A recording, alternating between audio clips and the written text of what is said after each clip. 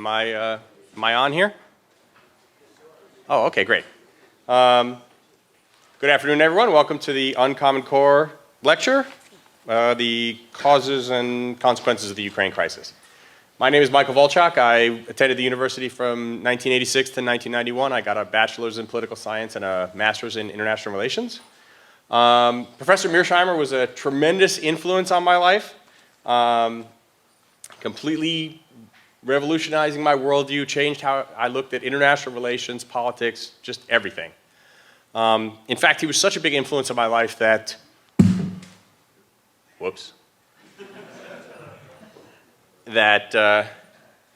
when I went home for the summer between one of the school years, leaving my college girlfriend here, she gave me a little keepsake picture book, and she said, "Here, to remember the people you love."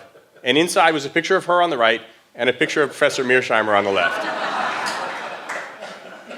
That's a true story. When I was here, the two biggest things that for me were military affairs and the Model United Nations of the University of Chicago, the student organization that I co-founded in 1988. And at that time, I discovered that you need a faculty advisor in order to have a registered student organization. So, of course, I thought for about 2 seconds, and then I went to see Professor Mearsheimer. And I'm not sure if he remembers this, but I asked him, "Will you be our faculty advisor?"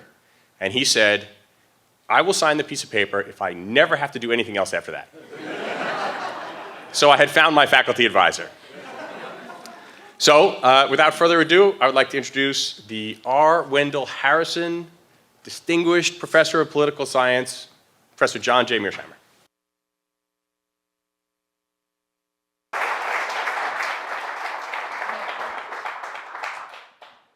Thank you very much for that kind introduction. Thanks all for coming out to hear me talk.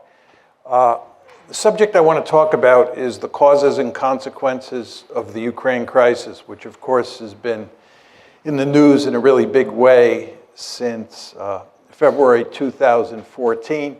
And indeed, there was a big story on the civil war in eastern Ukraine in the newspapers this morning. The outline I'd like to follow is I'd just like to make a number of preliminary comments to give you some background on this crisis. Then I'd like to give you my thinking on what caused the crisis. Then tell you why I think the conventional wisdom is wrong. Talk a little bit about the West's response so far to the crisis, which is just, in my opinion, making a bad situation worse. And tell you what I think should be done. And then finally wrap up with some discussion of the consequences. So let me start with some preliminary comments. First, with regard to America's core strategic interests. For me, core strategic interests are areas of the world where you're willing to fight and die. And in my opinion, outside of the Western Hemisphere, which is of enormous strategic importance to us, there are only 3 areas of the world that really matter. 1 is Europe, 2 is Northeast Asia, and 3 is the Persian Gulf. And it's very important to understand that since this country got its independence in 1783, Europe has been the most important area of the world. Even though the Japanese attacked us at Pearl Harbor, we had a Europe first policy going into the war, and we had a Europe first policy throughout the war. And it's in large part because the great powers in Europe are more important than the great powers in Northeast Asia over time. And of course, the Persian Gulf was an important area because that's where the oil is, and oil is a critical resource that matters greatly in the international system. So those are the 3 most important areas outside the Western Hemisphere. And again, since the beginning of this country, Europe has been number 1. You want to understand that we're undergoing a fundamental shift of great importance. Asia, because of the rise of China, is going to be the most important area of the world for the United States. The Persian Gulf, because it's inextricably linked with Asia, oil flowing to India, oil flowing to China, the Persian Gulf will be number 2. And Europe will be a distant 3. We're basically leaving Europe in the rearview mirror. And of course, you want to keep this in mind because the Ukraine crisis is in Europe and it involves NATO. Just how to think about the geography of Europe. This is a simple if not simplistic, way of thinking about it. But here's a map. You can see where Ukraine is. You can see where Poland is. You can see where Russia is. The way I think about European security is there's France, Germany, Poland, Ukraine, and Russia. Of course, we're moving from west to east. These are the big kahunas. These are the big countries that matter. And of course, the two countries that matter the most historically are Germany and Russia, or for most of the 20th century, Germany and the Soviet Union. And I put them in red because, as you well know, both Germany and the Soviet Union fought bitter wars in Poland, in Ukraine, and we could add in Belarus as well, if need be. But as we go along here, you want to keep in mind that Ukraine is right next to Russia, and Poland is right next to Ukraine. And then out further west is Germany and France. Take this a step further. This is the ethnic breakdown of Ukraine. I'm going to show you a number of maps, all of which are designed to show you that Ukraine is a badly divided country, and what's taking place inside Ukraine today is in good part a civil war.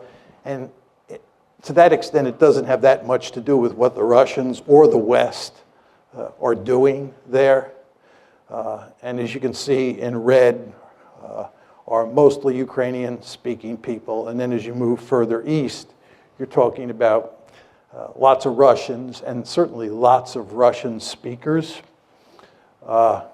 This is the Ukraine election of 2004. This is the election in the wake of the famous Orange Revolution, which I'll talk more about. As you can see, the country is badly divided between the East and the West, the Russian speakers in the East and the Ukrainian speakers in the West. This is the 2010 election, which resulted in Yanukovych getting elected. I'll talk about President Yanukovych as we go along. He was elected in 2010. And you can see there the voting patterns in the 2010 election look a lot like the voting patterns in the 2004 election. And then these are two recent surveys that came out from the International Republican Institute, that's here in the United States. This one says, if Ukraine could enter only one international economic union, which of the following should it be? And of course, the blue is the EU, and the light blue is the customs union, or actually the red is the customs union of Russia, Belarus, and Kazakhstan. And the cities up at the top are in Western Ukraine, and the cities down on the bottom are in Eastern Ukraine.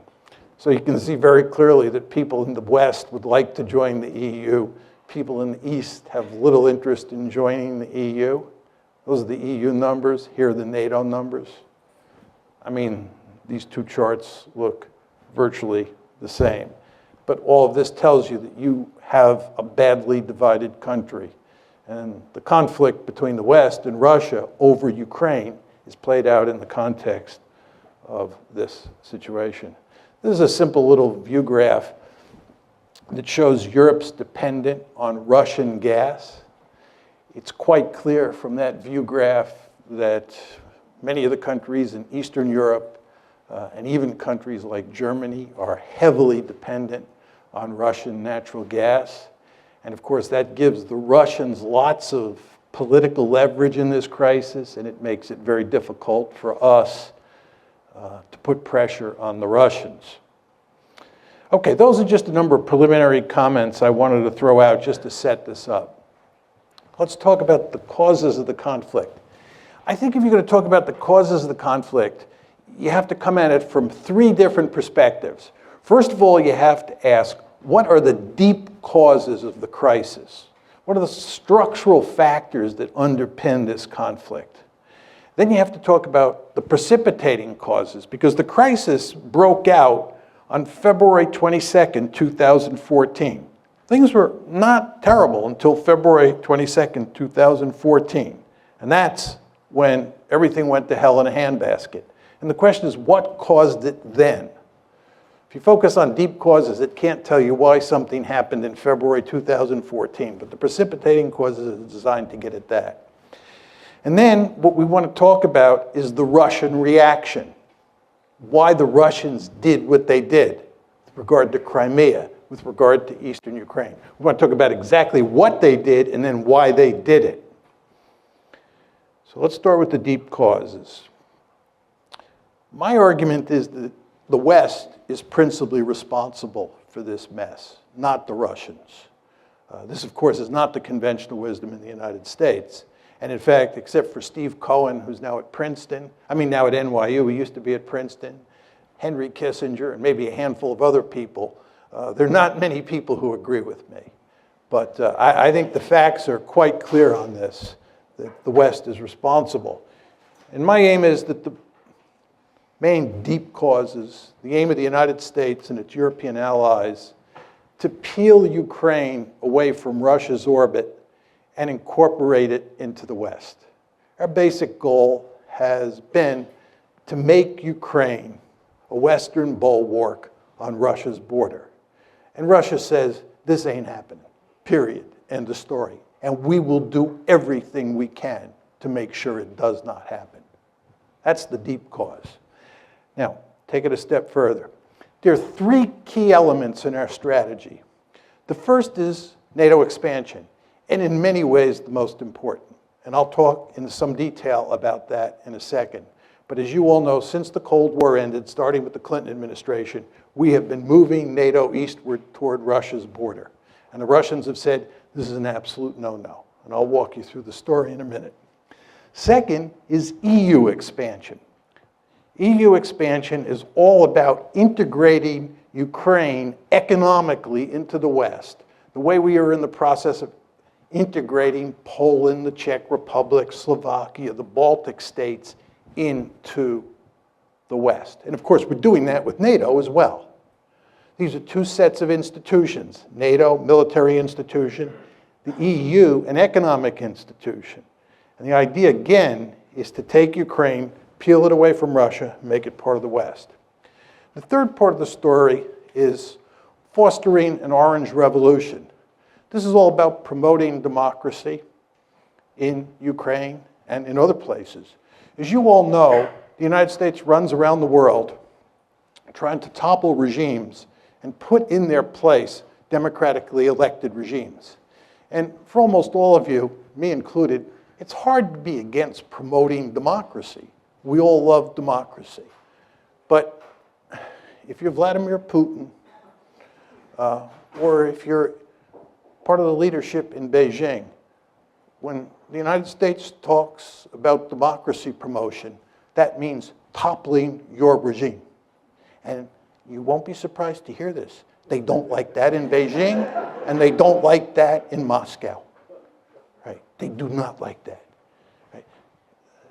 The Chinese believe that we're behind the protests in Hong Kong.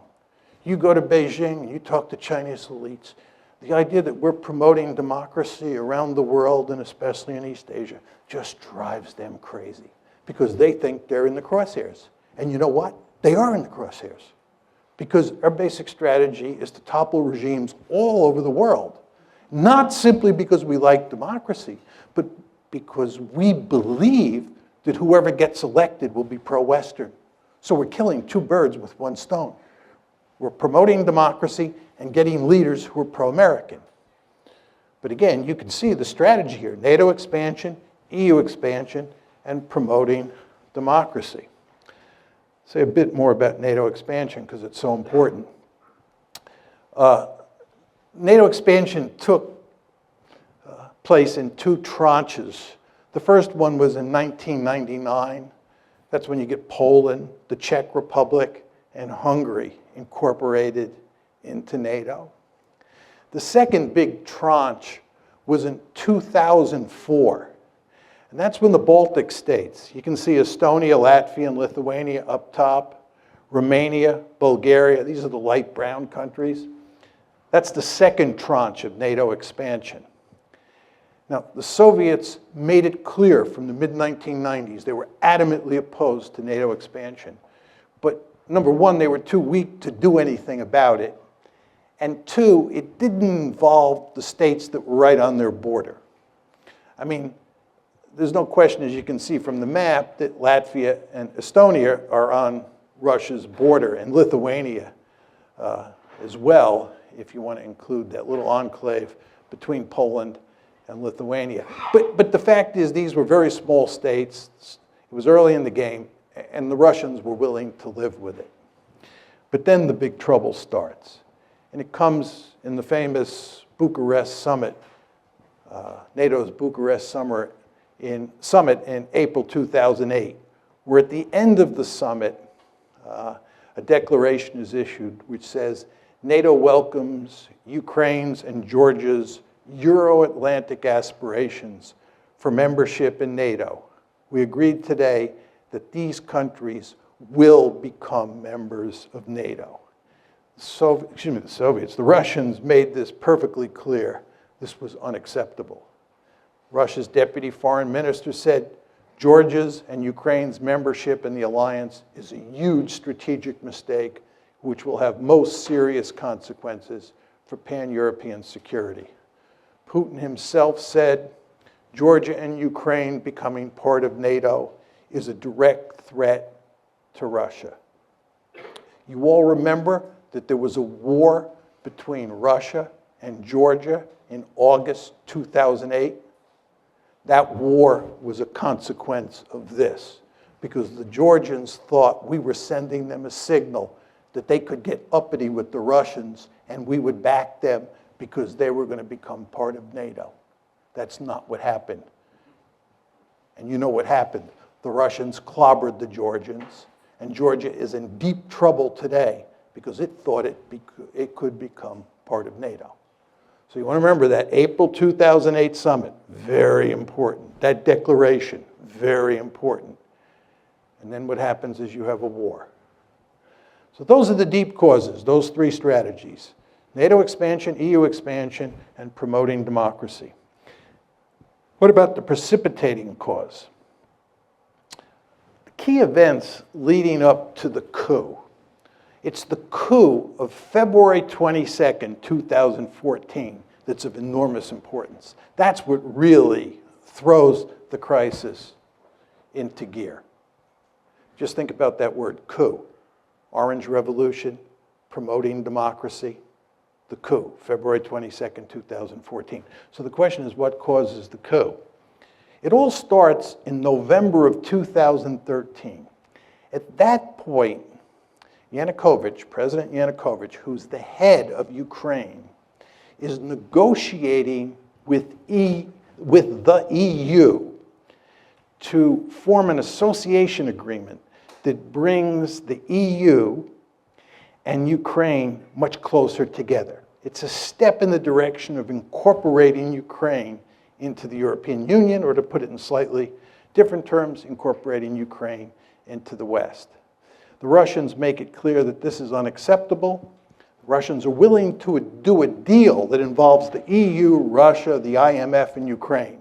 But the idea that Ukraine is going to do a deal exclusively with the EU and the Russians are going to be left out in the cold is not something that Putin is willing to countenance.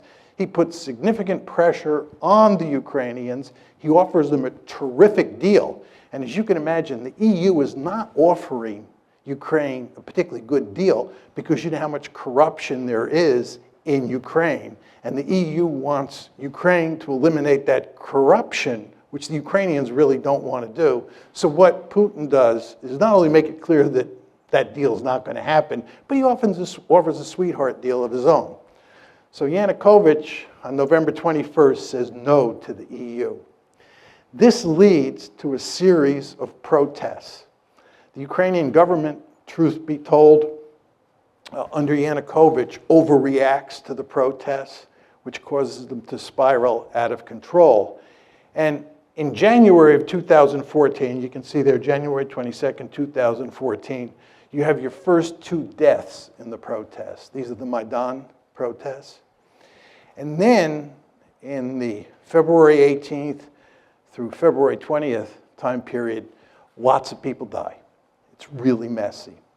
And what happens is that a number of European foreign ministers, the German foreign minister, French foreign minister, they fly to Kiev, and a deal is worked out to have elections that will, in effect, remove Yanukovych from power. But the protesters refused to accept the deal. And there are significant fascist elements among the protesters who were armed, right?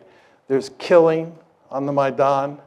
And as a result, Yanukovych flees for his life to Russia. And this all happens on February 22nd. And, oh, did I not have that slide on? I'm sorry. One of the problems with this lectern is you can't see. I'm sorry, that's the slide that has all the key events. Oh, gosh. Sorry. I have two slides up here, so I lost track of the fact. So here are the key events after the coup. On February 23rd, Parliament votes to repeal minority language laws in the East. This is basically the Russian language. And then on February 27th, Russian units begin seizing checkpoints in the Crimea. On the 28th, additional Russian forces begin moving into the Crimea. The Russians didn't conquer or invade Crimea. Excuse me, the Russians didn't invade Crimea. They were already there because they had a leasing agreement. There's a naval base at Sevastopol, and the Russians were leasing that naval base from Ukraine. So they had military forces there. So when it says Russian units begin seizing checkpoints on the 27th, those were Russian units that were already there. Then additional Russian forces begin moving in on the 28th. And then on the 6th, the 16th, and the 18th, you have a scenario, you have a handful of events that lead to Russia incorporating Crimea. And then, of course, shortly after that, conflict breaks out in eastern Ukraine. And although we do not have a lot of hard evidence that the Russians are physically involved in eastern Ukraine, I think it's quite clear that they are physically involved, that there are Russian troops there. How many is very hard to tell from the outside. I think it's very clear that the Russian government is going to great lengths to make sure that those pro-Russian forces in eastern Ukraine are capable of maintaining a certain amount of independence. And I'll talk more about this in a second. Okay, understanding the Russian response. What is the Russian response? Two parts.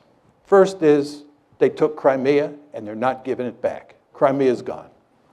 Second is what they're doing is not trying to conquer Ukraine. There are many people who say the Russians are going to go on a rampage, they're going to try and reestablish the Soviet Union or a greater Russia, and so forth and so on. That's not going to happen. Putin is much too smart for that. You remember what happened when the Russians invaded Afghanistan? You remember what happened when we invaded Afghanistan? You remember what happened when we invaded Iraq? You remember what happened when the Israelis invaded southern Lebanon? You want to stay out of these places. In fact, if you really want to wreck Russia, what you should do is encourage it to try and conquer Ukraine. Putin, again, is much too smart to do that. What Putin is doing is he's basically in the process of wrecking Ukraine, and he's telling the West in very simple terms, you have two choices. You either back off, right? And we go back to the status quo ante before February 22nd, 2014, where Ukraine is a buffer state, or you continue to play these games where you try and take Ukraine and make it a Western bastion on our doorstep, in which case we'll wreck the country. And they are, of course, now in the process of wrecking it, right? And they're going to keep this conflict going for as long as they have to. That's the basic game here. Again, two steps. One, took Crimea.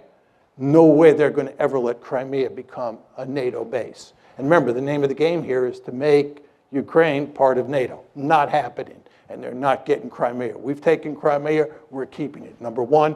And number two, you want a frozen conflict or you want to wreck Ukraine so that it can't become part of the West. Question number two here is what motivates this? What motivates this is that Russia is a great power and it has absolutely no interest in allowing the United States and its allies to take a big piece of real estate of great strategic importance on its western border and incorporate it into the West. This should be hardly surprising to the United States of America. As all of you know, we have a Monroe Doctrine. The Monroe Doctrine basically says that the Western Hemisphere is our backyard, and nobody from a distant region is allowed to move military forces into the Western Hemisphere. I can tell from looking at the audience that most of you are old enough to remember the Cuban Missile Crisis like I am. You remember how we went stark raving crazy at the idea of the Soviets putting military forces in Cuba? This is unacceptable. Nobody puts military forces in the Western Hemisphere. That's what the Monroe Doctrine is all about. Can you imagine 20 years from now a powerful China forming a military alliance with Canada and Mexico and moving Chinese military forces onto Canadian and Mexican soil, and us just standing there and saying, this is no problem. We're all 21st century people, and worrying about Chinese forces there is what 19th century people like Vladimir Putin worry about. Of course that's not going to happen. We're going to maintain the Monroe Doctrine with regard to China just as we did with the Soviet Union during the Cold War. So nobody should be surprised that the Russians were apoplectic about the idea of us putting Ukraine on the western side of the ledger. And by the way, they told us, I gave you the quotes, in the wake of the Bucharest summit. I told you what happened in August 2008 with the Georgia war. The precedents were there. The rhetoric was there. They told us. But we did not stop our efforts to make Ukraine part of the West. And the Russians responded. Was it surprising? For some reason, President Obama and virtually all of the elites in the West were surprised. I guess this is because they're 21st century people, right? And they think that balance of power politics doesn't matter anymore. If you think these people in Washington and most Americans are having trouble dealing with the Russians, you can't believe how much trouble we're going to have with the Chinese. I'm very popular in China. I go to China quite often. And I usually start my talks by saying, it's good to be back among my people. Because when I'm in China, I'm intellectually much more at home there than I am in Washington. Because in Beijing, much like in Moscow, you're dealing with 19th century people like me. Whereas in Washington, you're dealing with 21st century people. I think the Chinese are going to eat our lunch, right? Talk a bit about the conventional wisdom. Conventional wisdom is that Putin is the main cause of the crisis. Some say he's either crazy or irrational. Angela Merkel was making this argument for a while. He's bent on creating a greater Russia, and he bears marked resemblance to Adolf Hitler. Say a few words about each of these.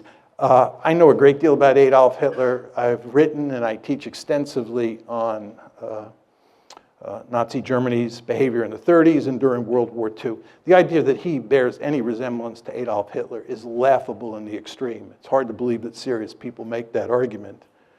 The idea that he's bent on creating a greater Russia, I think if he could do it, he'd do it. He can't do it.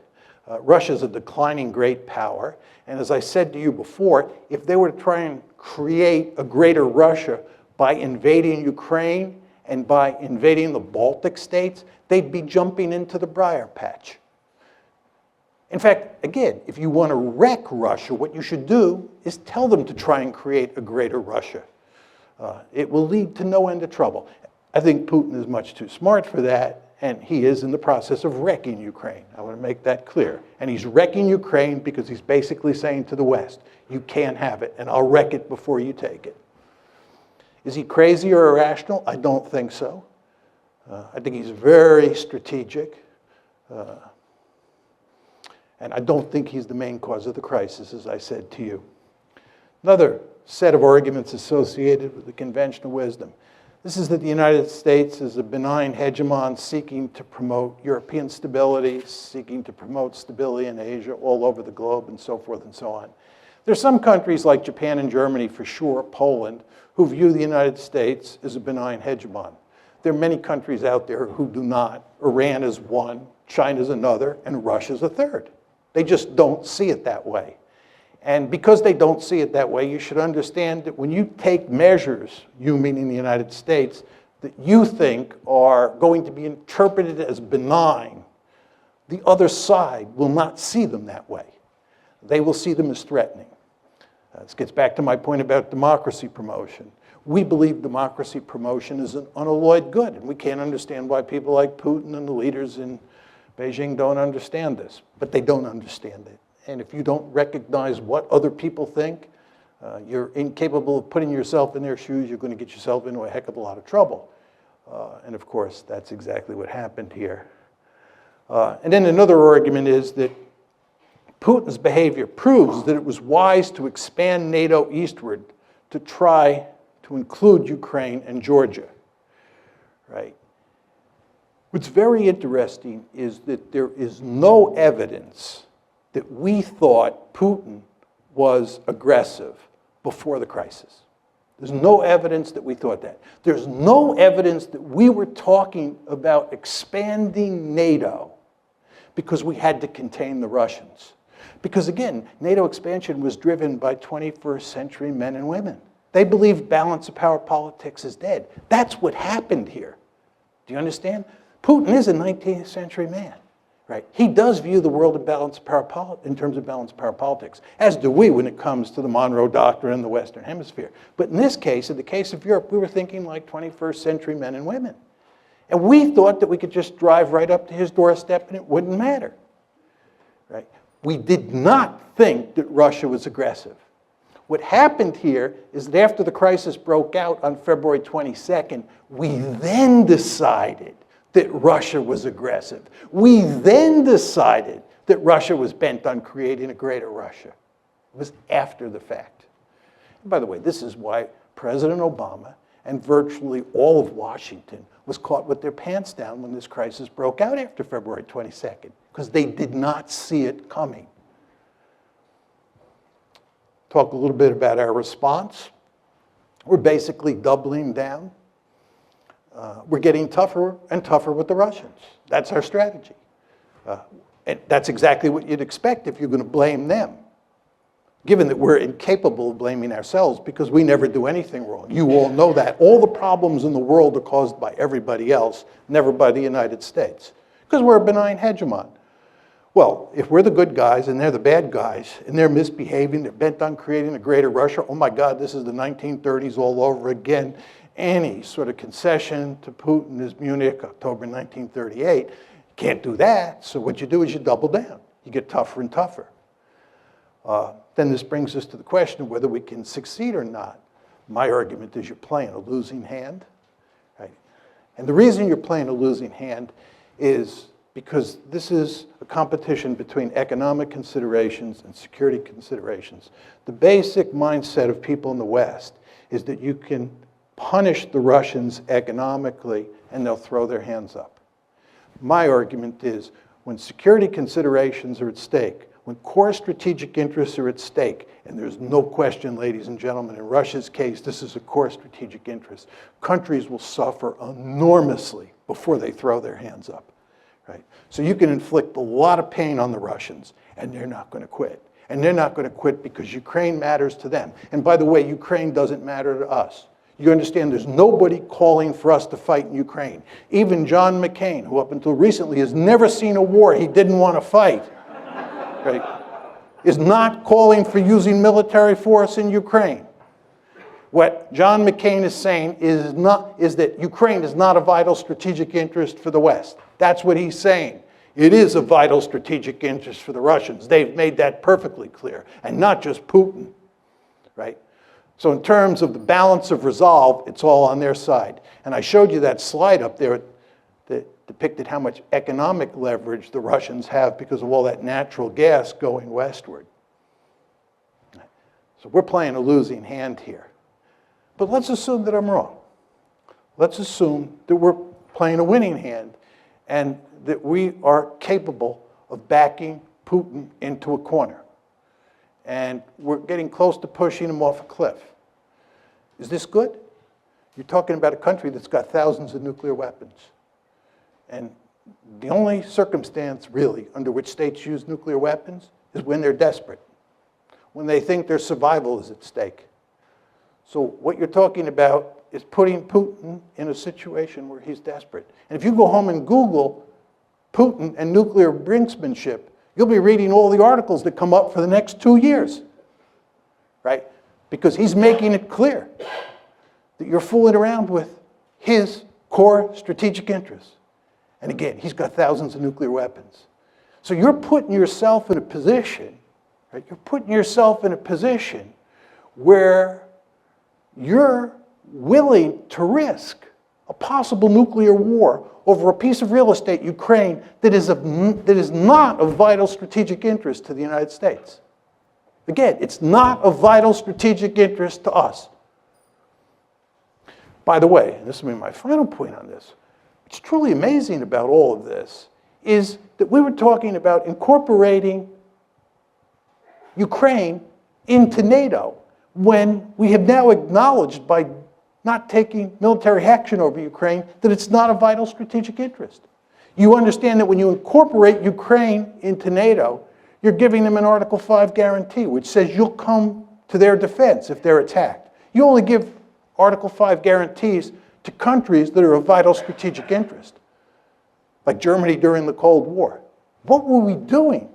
Thinking about giving an Article 5 guarantee to a country that's not a vital strategic interest. It just shows you how discombobulated American foreign policy is these days. And of course, the Ukraine crisis is just one of many messes that we've made. As you know, we have the Midas touch in reverse. There's nothing that we do that doesn't go south. Afghanistan, Iraq, Libya, Ukraine, I could go on.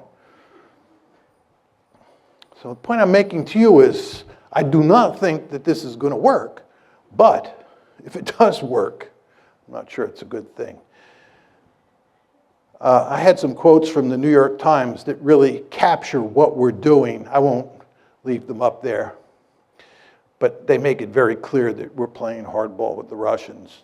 This was a Times piece last year that gave a good synoptic version of the Obama administration's thinking on how to deal with this crisis. Now, what should be done? My view is we should create a neutral Ukraine, which is a buffer state between NATO and Russia.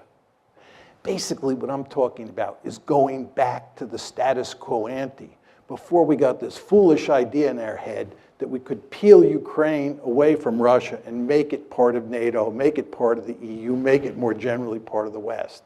We should work to create a situation where Ukraine is neutral, and it's a buffer state. Just to go back to my simple or simplistic graphic, depending on your views, right? This is how I think about European security. This is what you want. You want NATO to include France, Germany, and Poland. You want Ukraine as a buffer state, and then you want Russia on the eastern flank of that border state. And this is not what you want. You do not want a divided Ukraine where Western Ukraine is in NATO, Eastern Ukraine is in Russia, and the Russians and the Americans, who hate each other at that point, are eyeball to eyeball on the Dnieper River. Not a good idea. How do you get to this end? Very simple. Explicitly abandon NATO expansion. By the way, NATO expansion is dead. I've talked to countless policymakers who say this. It's dead. But what we have to do is explicitly abandon it. Say it is not happening. We have to fashion an economic rescue plan for Ukraine that includes Russia, the IMF, and the EU. This, of course, is what Putin wanted to do in 2013, and the EU said no, foolishly. We want to go to great lengths to guarantee minority rights, especially language rights in Ukraine. This gets back to those maps that I was putting up that show that this is in very important ways a civil war, and what we have to do is dampen down the conflict inside Ukraine. We have to give the people in eastern Ukraine a lot of autonomy, and we definitely have to protect minority rights. Are we going to do any of this? No. And I'll talk more about that in a second. Consequences, and this is my last slide. Will there be a new Cold War? No. Russia is not the Soviet Union, and as I said to you before, we have a potential peer competitor on the horizon who could be of proportions we've never seen before. The Chinese threat, once it materializes, is going to be something like we've never seen. We're going to have our hands full in Asia.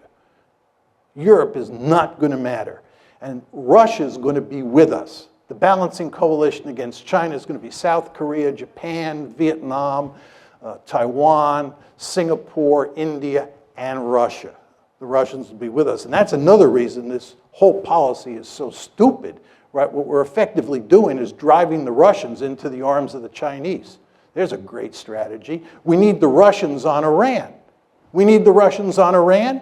We drive the Russians closer to the Iranians. You saw where they just sold the Iranians S-300 anti-aircraft missiles. We need the Russians on Syria. We need the Russians on all sorts of issues. We don't need to have a fight with the Russians now. We're not going to have a Cold War. Will the United States still pivot to Asia? Yes. All we need is one big crisis out there. It's coming, probably in the South China Sea sooner rather than later, if you've been reading the newspapers. And once that happens, we will focus laser-like on Asia, because that's a peer competitor. Russia is not a peer competitor. What are the implications for NATO? This gets back to the previous question. I think that NATO is in serious trouble and will disappear as a functioning alliance over time, in large part because I think we're going to pivot to Asia. What are the implications of all this for our Asian allies? It's a very interesting question. I was in Japan in December of 2014, and the Japanese, like a lot of people in Asia, number one, wonder whether we're going to be there for them, right? Because they see us causing trouble over Ukraine. They see us picking a fight with ISIS. And they say if the United States is fighting ISIS, dealing with the Russians over Ukraine, are they going to be able to pivot to Asia? And then furthermore, they say, even if the United States does pivot, can we trust them?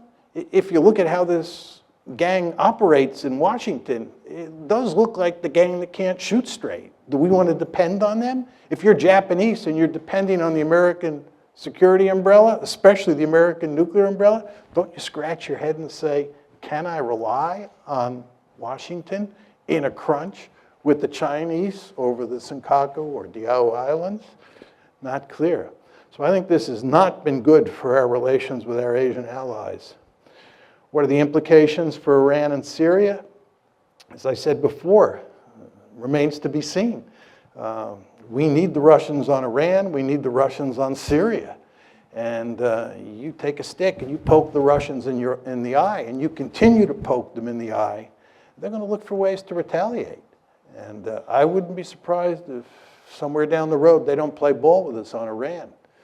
We don't get a deal with the Iranians. Be interesting to see what the Russians then do.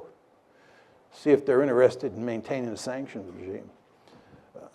And Syria is a total mess, as you know, and if there's any hope of resolving that, the Russians are going to have to be involved. And again, it's going to be hard to get a lot of cooperation, given what's going on over Ukraine. Is Crimea lost to Russia for good? Yep, it's gone, gone. What are the implications for Ukraine? And this is in many ways the most important part of my talk, and I'll just take 2 or 3 minutes, then we can go to Q&A.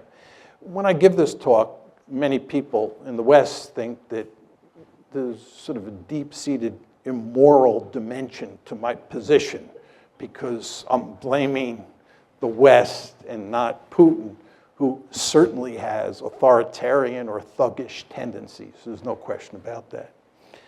But I actually think that what's going on here is that the West is leading Ukraine down the primrose path. And the end result is that Ukraine is going to get wrecked. And I believe that the policy that I'm advocating, which is neutralizing Ukraine and then building it up economically and getting it out of the competition between Russia on one side and NATO on the other side, is the best thing that could happen to the Ukrainians. What we're doing is encouraging the Ukrainians to play tough with the Russians. We're encouraging the Ukrainians to think that they will ultimately become part of the West, because we will ultimately defeat Putin and we will ultimately get our way. Time is on our side. And of course, the Ukrainians are playing along with this. And the Ukrainians are almost completely unwilling to compromise with the Russians and instead want to pursue a hardline policy. Well, as I said to you before, if they do that, the end result is that their country is going to be wrecked. And what we're doing is, in effect, encouraging that outcome. I think it would make much more sense for us to work to create a neutral Ukraine. It would be in our interest to bury this crisis as quickly as possible. It certainly would be in Russia's interest to do so. And most importantly, it would be in Ukraine's interest to put an end to the crisis. Thank you.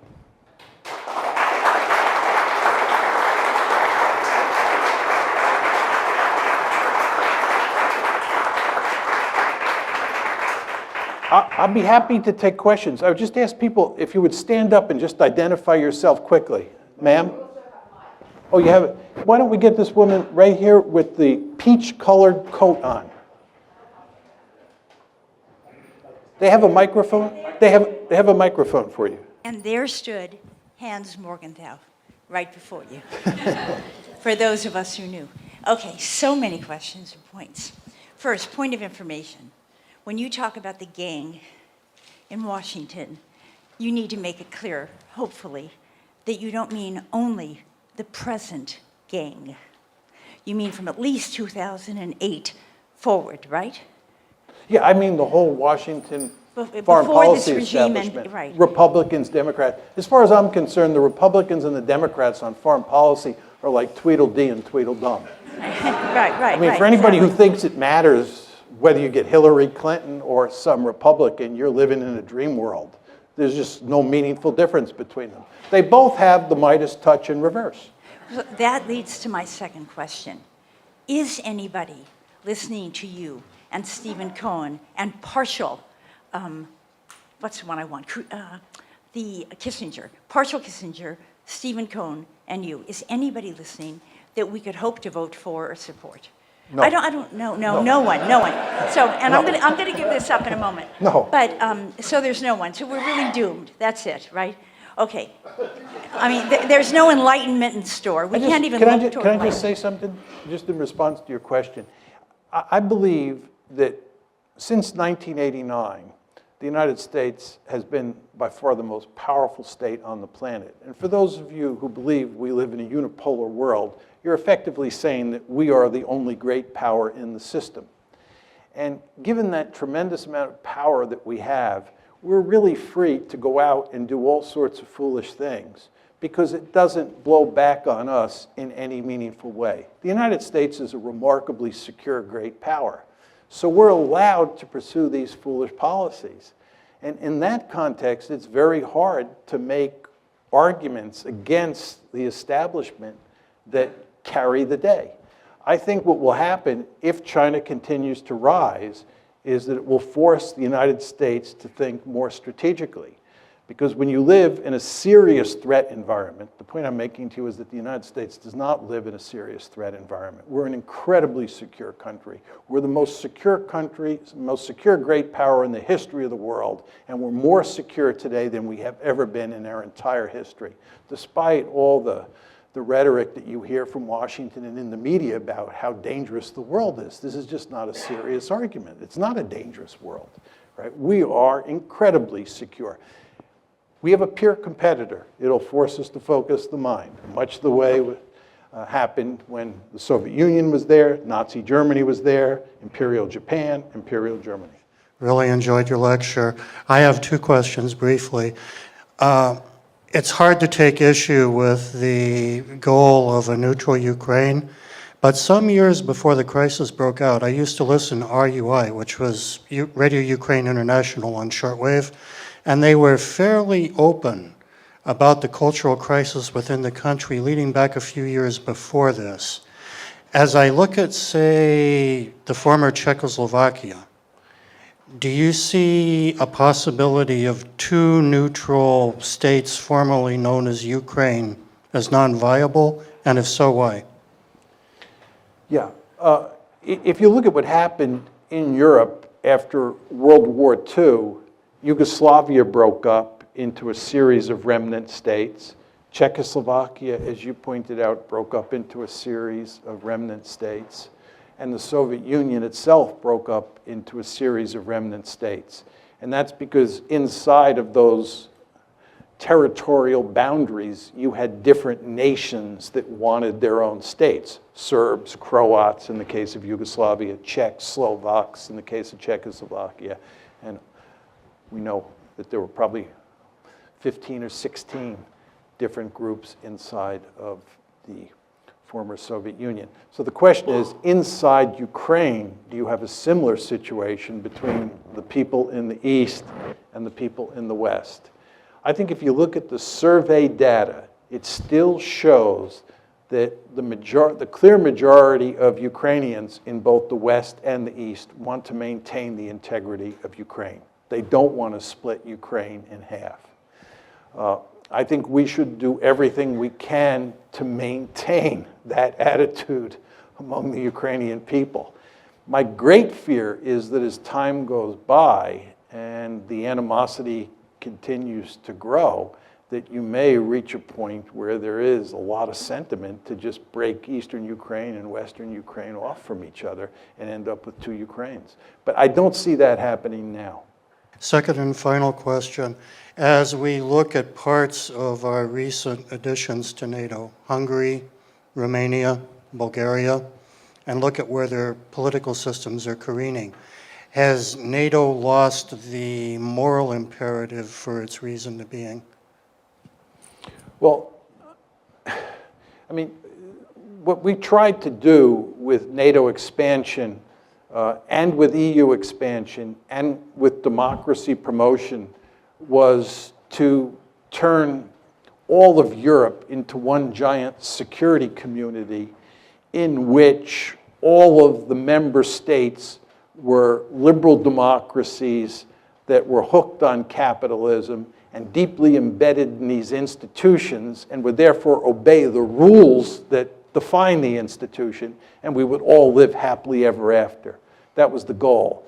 And I think everybody understood that Western Europe looked terrific on all of those dimensions. And what we were going to try and do is extend these institutions eastward and consolidate democracy in countries like Hungary and Poland, and we were going to make them look more like Western Europe over time. We had some success, and there's some failures. And if you talk to most people who study Europe today and spend lots of time over there, they're quite pessimistic about where Europe is headed, not only regarding Eastern Europe, but also with regard to Western Europe. And I'm not sure in 25 years what it'll all look like. I mean, in my opinion, the biggest issue is demographic, and that is that Europeans have not been making lots of babies for a long time, and as a result, they're going to have to import lots of people. And these are countries that do not have a rich history of integrating people in a smooth way, much the way the United States does. And it's no accident, I think, that you're now beginning to see the rise of far-right parties all across Europe because of all of the immigration. So one could paint a pretty bleak picture about Europe's future. But the counter to that would be, we've now got all those countries, like Romania, right, like the Czech Republic, like Slovakia, embedded in these institutions. And these institutions will go to great lengths to combat those tendencies and in maybe a more incremental way, facilitate the spread of liberal democracy and capitalism. We'll see whether that happens or not. But people today are nowhere near as optimistic as they were in the early 1990s, when it looked like we had the wind at our back and everything was going to play out over time in favor of the West, and especially in favor of the United States. You all remember Frank Fukuyama's very famous piece, The End of History, right, which I think reflected that optimism when the Soviet Union was losing the Cold War and about to collapse. But times have changed.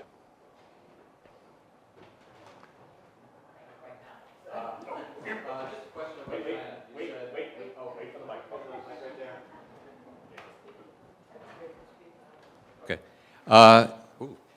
You said, quote, we're going to have our hands full with China. And so just two questions. What kind of a time frame are you thinking things might start to really happen in that direction? And can you just paint a few scenarios of the sort of things that you think might happen when we have our hands full with China, so we know what we can look forward to? Yeah. I think when you think about China at this point in time, there are three situations that stand out. One is Taiwan. Two is the South China Sea, which has been in the newspaper a great deal over the past few months. Chinese basically claim that they control all the South China Sea, and as you know, they're building airfields on reefs in the Spratly Islands, and we've told them that's unacceptable, and their neighbors, the Vietnamese, the Philippines, think that's unacceptable. So the South China Sea is a potential flashpoint.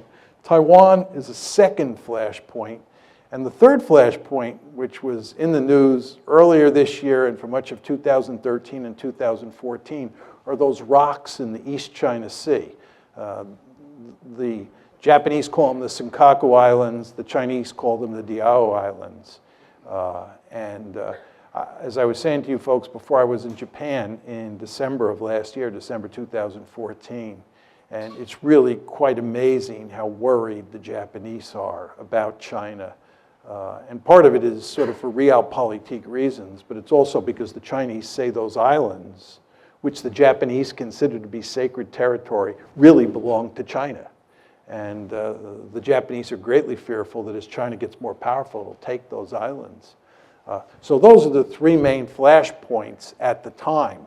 There are other possible scenarios that we worry about. The Korean Peninsula is one, because the Chinese are allied with the North Koreans. We're allied with the South Koreans. China and India, they have a border conflict. So we go on and on. But those are the big three. Now, your question about the time frame is an excellent one. I used to say that it'll take another 10, 15 years before China becomes powerful enough for this problem to manifest itself. I'm not sure about that. I think it's possible. It's not likely. I'm choosing my words carefully. I think it's possible that you could have a conflict involving the United States and China over the South China Sea or over the Senkaku/Diao Islands in the next year or so. I mean, those problems are on the front burner, and it's basically a zero-sum game. I mean, either the Chinese own the Senkaku-Diao Islands or the Japanese do. So we could have trouble out there much sooner than I have anticipated up to now. You've talked about this from the point of view of logical international relations. What do you think of the internal pressures on these countries? Putin has a historically restive population, highly nationalistic, and in major economic troubles now, he may be responding to pressure from his own population to deal with this. On a smaller scale, we see Netanyahu responding to his population, settlers and so on, and disrupting part of the Middle East. Do you see that happening here with the radical right, say, and the neocons influencing Washington policy? I think just with regard to the United States and the neoconservatives, I think the neoconservatives have been one of the principal driving forces behind America's foolish foreign policy since 2001. But as I said before when I was talking about the Republican Party looking like the Democratic Party, there's not a lot of difference between the neoconservatives and the liberal imperialists. The liberal imperialists are the aggressively oriented Democrats, and the neoconservatives are the aggressively oriented Republicans. But they look a lot like Tweedledee and Tweedledum. So the neoconservatives matter for sure, and they mattered during the George W. Bush administration because he was a Republican president. But it's not just the neoconservatives, right? And the fact is that you have a foreign policy establishment here that is interested in intervening all over the world. You have a foreign policy establishment that's filled with people who believe that we have a right and a responsibility to intervene all over the planet.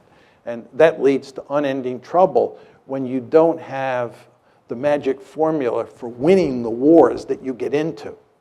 See, the problem that we have is we have this interventionist foreign policy that leads to us losing all the time. It's really quite remarkable.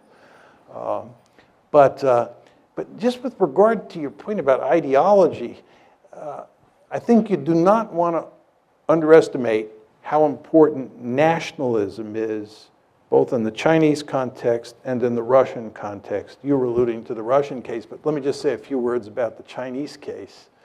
And this is why, getting back to this gentleman's previous question, I worry so much now about Japan and China getting into a shooting war over the rocks in the East China Sea.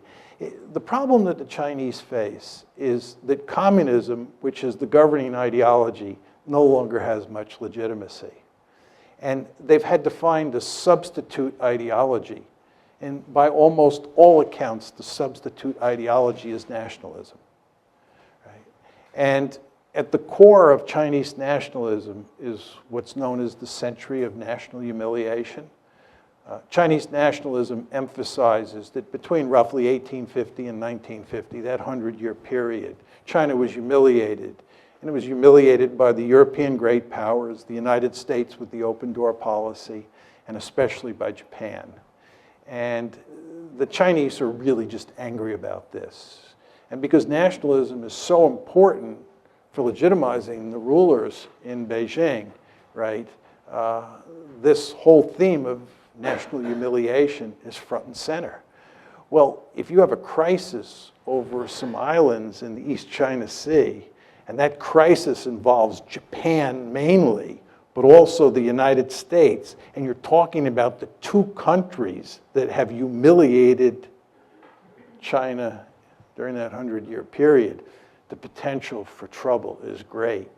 And I know a number of scholars in China who are quite dovish, who really worry about a crisis in the East China Sea spinning out of control because of the confluence of Chinese nationalism and Japanese nationalism, which I've not talked about. So nationalism is a very powerful force, not just in the Russian case, but in the Chinese/Japanese case as well. We've got two people who have had their hands up for a long time. So we have this gentleman and then that gentleman. You have the mics. Hi.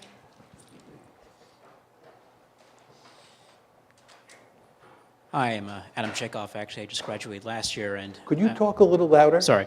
Hi, I'm Adam Chekhov. I graduated last year also. Thank you for signing the piece of paper that allowed for MALI-UN to exist as someone who participated in MUN for all 4 years.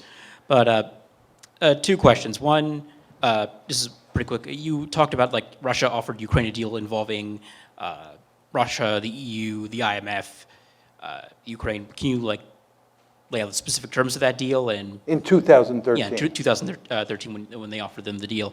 And two, this is a little more in depth. What's the first question, though? What were the terms of the deal exactly? I'm not The terms of the deal Russia You want me offered to the outline Ukraine. the terms of the deal? Yes, if I don't know, I honestly don't know what the terms of the deal were. okay, well then we'll just skip that one. But okay, I guess the impression that I've had is that like you do have several.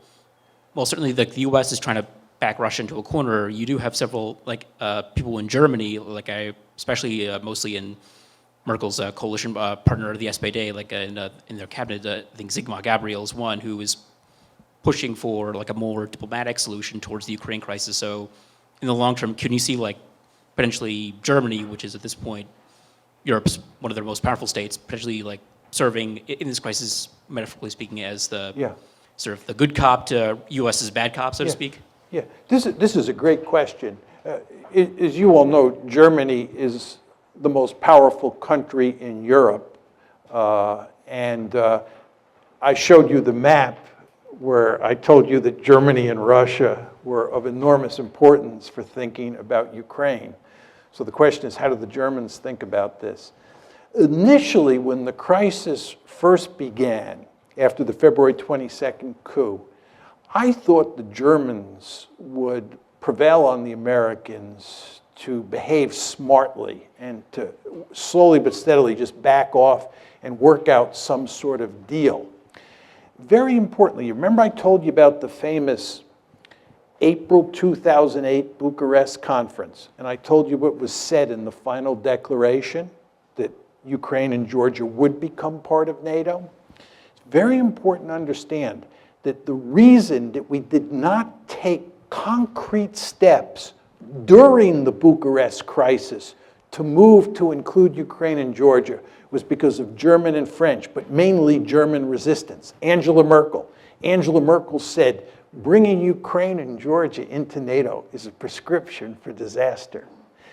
The United States, though, prevailed on getting that statement in the final declaration that I read to you.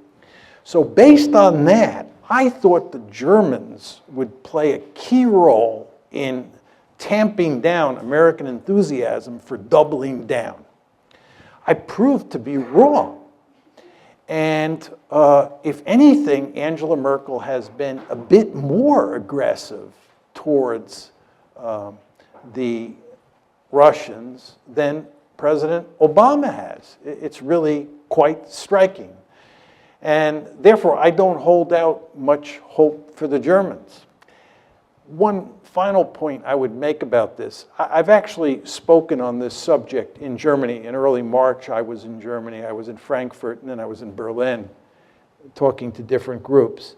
And my view of the Germans is that as a consequence of World War II, the Germans don't want to be out front on any issue. The Germans, to put it rather crudely, are afraid to look at themselves in the mirror, right? And the idea of them taking the lead, it horrifies them across the entire political spectrum. So my message to the Germans when I talked to them was they should be more bolshy when they talk to the Americans. They should tell the Americans more emphatically that they're wrong and we should be doing this instead of that. And that line of argument gets remarkably little traction because, again, the Germans just, they don't want to get too far out front on this. So I don't see much hope that things will change. Final point I'd make on this, what I find very striking about this whole situation, as I was saying before, I think Steve Cohen, Henry Kissinger, me, and there are a handful of other people, my friend Steve Walt, who've kind of been arguing the position that I laid out for you here today, but we are definitely in the minority. A tiny minority. And what I find very interesting is the extent to which the media here and the media in Europe parrot the conventional wisdom, and the extent to which it's very difficult for people who represent the position I've staked out to be heard, right? So in Europe, you have this situation. It's especially true in Germany. I don't read German, but just talking to people when I was there about how the media is dealing with this, the conventional wisdom that I laid out for you is omnipresent in the media, and that makes it very hard to turn this one around. So I'm not optimistic that there's any chance this is going to change, our policy is going to change, which I think is a tragedy, as I said before. And also, it contradicts my earlier enthusiasm about Angela Merkel, which is what you were getting at. Actually, my question is about, I'm sorry. I'm Nell Smith, class of 85, college. Hey, Julius. See you later.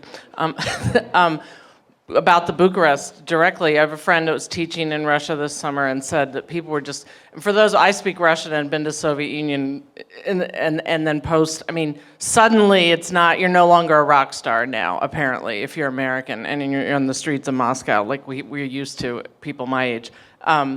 she said people were coming up to her saying, "What are you doing? Why you and the Germans have caused all of this? You got all these rebels in Ukraine. You organized them secretly in Kiev." And it was kind of, but now listening to you, it's like, that's actually not that far off, it sounds like. I mean, we didn't organize them, but basically we kind of told them, yeah, go ahead, because we're going to help you, right? Is that, Yeah.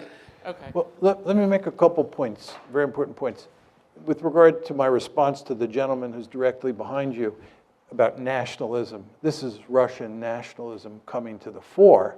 And a lot of what you see in the American case is American nationalism coming to the fore. You've all heard the famous saying or infamous saying, "My country, right or wrong," right? And there are just all sorts of Russians, who are furious at the West, and they're rallying around Putin.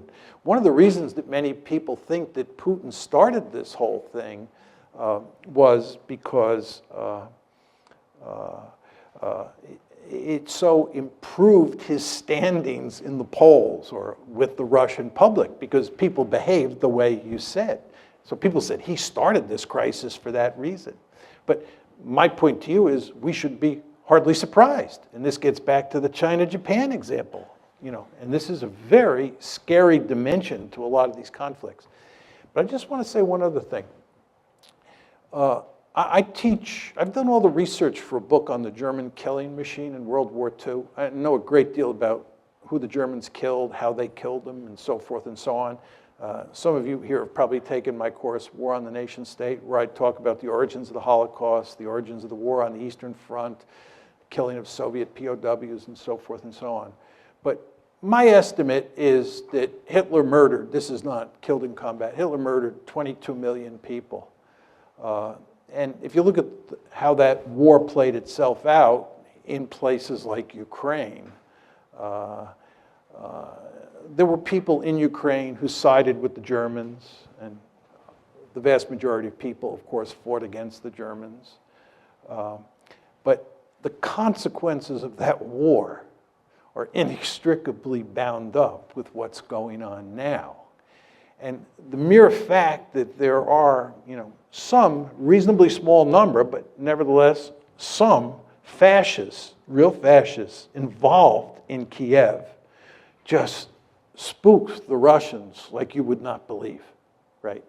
And a lot of those fascists and people on the far right hate the Soviet Union for all the obvious reasons, see the Soviet Union / Russia as largely responsible for all the killings that took place in Ukraine on the part of the Soviet Union, not the Germans, right? More history coming in. So what's going on inside Ukraine is inextricably bound up with World War II. And then the point that I tried to make to you, although I didn't develop it at length, is that NATO, which is a Cold War institution, right, is inextricably bound up with the Cold War. And from a Russian point of view, this military alliance moving up to its doorstep, which was a mortal foe for 45 years, is going to spook you. And if you have a coup in Kiev and some of the people who come to power have fascist tendencies or are fascists, however you want to define that term, it's going to have really huge consequences, right? So this is an incredibly messy situation. And in the context of all this, what we've done is doubled down. And we do not pay much attention to history because it was not a history that concerned us in any meaningful way, because it was on the eastern half of the European continent. But the potential for trouble here is just very, very great. One more? No more. I can't take any more questions, so you'll have to ask me afterwards. I'll answer your question afterwards. Mike told me that.